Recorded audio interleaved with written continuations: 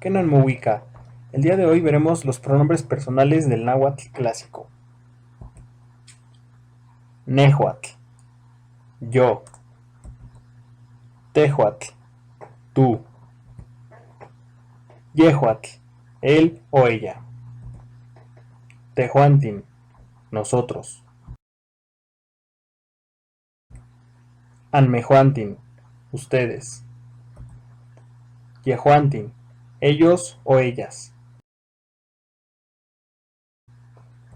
Es importante decir que en el náhuatl clásico también existen pronombres reverenciales para dirigirnos con respeto hacia las personas de las que estemos hablando, aunque las personas néhuatl y tehuantin, es decir, yo y nosotros, no llevan reverencial. Esto es porque en la lengua náhuatl se considera impropio hablar de uno mismo en forma reverencial.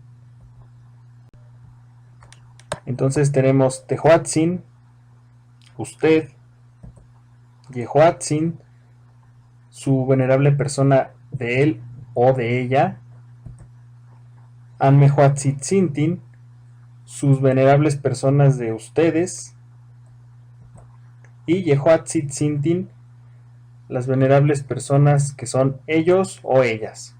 Estos últimos dos no son muy comunes, de hecho, en pocos libros de gramática los tienen, pero son pronombres que existen y están en reverencial y se pueden usar. Esto ha sido todo por el momento. Esperamos que sea un video de utilidad y próximamente subiremos más de las clases. Tito Task.